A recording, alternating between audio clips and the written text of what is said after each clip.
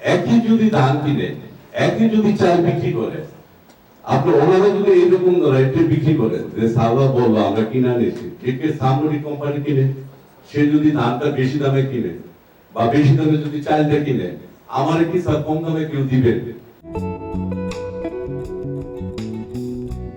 আমাদের এক বড় ভাই এই মালিক উনি বললো যে 2700-2800 2900 টাকা চাল বিক্রি করতে, সত্যি কথা। সেটা কয়দিন ছিল? আপনার যখন আমরা আশ্চর্য হয়ে গেছি। আমি অনেক বছর যাবৎ এই বাদন্তরী অবৈধ চালের ব্যবসা জড়িত। আমি কেন, সারা বাংলাদেশের মানুষ আপনি এটাই বলবে যে এই বড় মৌসুমে কেন চালের দাম এত দুঃখী? যে কোনো লোকই বলবে, স্যার বলবে, প্রাইম মিনিস্টার বলবে, মন্ত্রী বলবে, আমরা বলি যে কেন এত বেশি। তা আমরা তো উপযোগ করি না, আমরা তো মালটা নিয়ে আসতে হয় মেইন মালিক বা কর্পোরেট অফিস থেকে নিয়ে আসতে। মাত্র 2 দিন কি 3 দিন ছিল যে আমার মেইন মালিক বললো, মাত্র 2 দিন বা 3 দিন 4 দিন। তারপরে যখন এই ওয়াদা অবস্থাটা খারাপ দেখলাম, ভাবলো যে এত ক্রাইসিস হয়ে যাবে। বৃষ্টি যখন দান সহায় দিল, তখন ভাবলো যে মানে এটা ক্রাইসিসের মুখে হতে পারে। কিভাবে তেলের যে জিনিসটা দেখছিল, মনে হয়তো বাবা সেই জিনিসটাই মাথায় ঢুকছে কিনা আমি জানি না, কারা ঢুকেছে তারা জানি, কিন্তু হুট হুট করে আপনার একদিন 2 দিন 3 দিনে আপনার 100-200 আপনার বেড়ে গেছে। আমি আমার মেয়েবাড়িকে এখন বলতে চাই যে বলেন তো দেখি, বা আমাদের এখানে আরো যারা ব্যবসা আছে আদৌ চাইলে মার্কেটটা কত কমাইছে? এত যে চাপ, বলেন তো আমার জানা মতে 3250 থেকে 3312 উপরে এক বস্তা চাইলে দাম। এইখানে আরো 10 জন মানুষ আছে, 1.5 টাকা থেকে 2 টাকা খরচ আপনার কস্টিং আছে। কত কম হয়ে গেছে আমাদের চাল। আমরা যখন ব্যবসা করি, বাণিজ্য করি, আমাদের কাছে কিছু না কিছু চাল থাকে। তখন আমাদের যে কথাটা আপনার মেন মালিক বললো যে আমাদের চাল 2900 টাকা বা 2900 টাকা 2800 টাকা ছিল। আমরা যখন এই চাইটা আপনার অনেকদিন বাদে ডেলিভারি পাচ্ছি, আমরা 7 দিন 10 দিন 15 দিন 20 দিন বাদে ডেলিভারি পাচ্ছি, আমরা সেই মালটা নিয়ে আসছি। আপনাদের বক্তব্য যখন যায় আমাদের এই মার্কেটিং এ, তখন ওই মার্কেটটা দেখার পর আমাদের করে কি যে আপনার আগের চাল কিনা এই রেট বিক্রি করতেছেন, দিলে আপনার ফাইন করে। আমরা তো ছোটখাটো দোকান, ঢাকা শহরে বিজনেস করি, কিন্তু সত্যি কথা আমরা তো মালটা কিনে নিয়ে পারচেজ করে আমরা বিক্রি করতে পারি। সেটা কর্পোরেটর আছে এবং মেইন মালিকা আছে। আপনার সত্যি যারা আছে আপনার এখন কিন্তু বাংলাদেশ সবাই জানে মোবাইল সম্বন্ধে, এবং সরকারি অফিসাররা সারা বাংলাদেশ জানে কোন জায়গায় কি মার্কেট আছে না আছে, গোপনে কোনো কিছু নেই। উপজেলা হোক, জেলা ভিত্তিক হোক, শহর ভিত্তিক হোক, সবই একই জায়গায় একটাই দিক। আমার জানা মতো স্যার মিনিকেট চাল আমাদের যে হোলসেল স্যার, আমরা 62 থেকে 63 টাকা বিক্রি করতেছি। স্যাররা দেখছি 63 64 আপনার হয় 3000 টাকা চালের মার্কেট আছে কিনা আমি মেইন মালিকের প্রশ্ন জিজ্ঞাসা করতেছি। কর্পোরেটর এখানে 10 জন আপনার এখানে মেয়ে আছে আপনার, তারা বলুন যে কত মার্কেট আছে। দেন স্যার আপনাদের আমাদের স্যাররা যারা গেছে বক্তব্য, তারা দেখলে আমাদের কিরকম অবস্থা রেখেছে। হ্যাঁ স্যার, কিছু না কিছু তো থাকবে স্যার, ব্যবসা করে কিছু আগে কিনা থাকে, কিছু পরে কিনা থাকে, সেটার জন্য আপনারই হবে।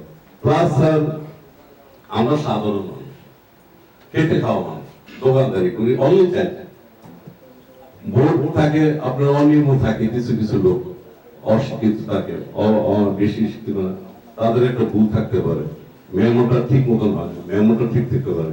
তাও কিন্তু স্যার আমরা আপনাদের মাধ্যমে আমরা একটু সেটা সঠিক একটা পর্যায়ে নিয়ে আসি।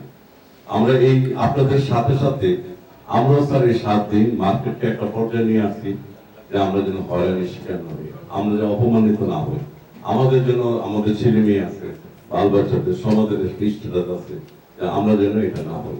কিন্তু স্যার এটাই সত্যি কথা, আমরা কিন্তু স্যার কারোর থেকে না কারোর থেকে মালটা কিনে নিয়ে আসতে হবে, সেটা মেল পর্যায়ে হোক, কর্পোরেট অফিস থেকে হোক, তাদের থেকে আমরা মালটা কিনে না, মিনিমাম স্যার 1.5 টাকা খরচ, তারপরে আমাদের মিনিমাম 58 টাকা বাঁচে। এখন স্যার যে পর্যায়ে আমাদের প্রত্যেকটা চাইল্ড কিছু না কিছু লস বের করতেছে। হয়তো স্যার আপনারা একটা মেইন মালিককে জিজ্ঞাসা করেন, যে মেইন মালিক বললো যে আজকে তার মার্কেট কত, তার তুলনায় আমাদের এই কারণ বাজারের যারা ভাই আসছে বা আমরা আসছি, আমাদের মার্কেটে কত দেখে কত। আমরা স্যার একটা মিনিমাম, হ্যাঁ ব্যবসা করতে যে ব্যবসা স্যার, একটা মানুষ যখন সে একটা কাজ করতে করতে একটা উচ্চ পর্যায়ে যায়, এটা যারা আপনার সরকারি অফিসার, সেও কিন্তু ভালো লেখা মেধা করলে আপনার তার একটা মেধার একটু উপরে যায়। বিজনেস করতে গেলে কেউ বড় আছে, কেউ ছোট আছে, কেউ একটু বেশি করবে, কেউ ছোট করবে, এটা স্বাভাবিক করে কি আছে। কিন্তু সেই জিনিসটার জন্য কিন্তু আমাদের অনেক প্রফিট দিতে হবে। তা আমি মনে করি স্যার, আপনাদের আমাদের যে খুচরা মার্কেট বা হোলসেল মার্কেট যেটা আছে, এটার তুলনায় আমরা যে ভোট দেখলাম, অনেক ডিফারেন্স, অনেক অনেক স্যার।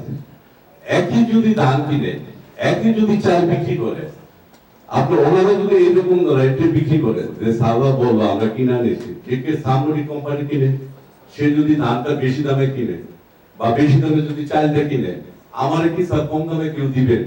আমি দেখে একটা কাস্টমারই স্যার, আমার তো যেখানে বেশি পায় সেইখানে বিক্রি করি। আগে কিন্তু স্যার আপনি যে কথা বলেন, এরকম ছিল না স্যার। আমরা যে বাংলাদেশে ব্যবসা করছি, আমরা সাধারণ মানুষ ছিল, কখনো কিন্তু স্যার এরকম মার্কেট আসেনি।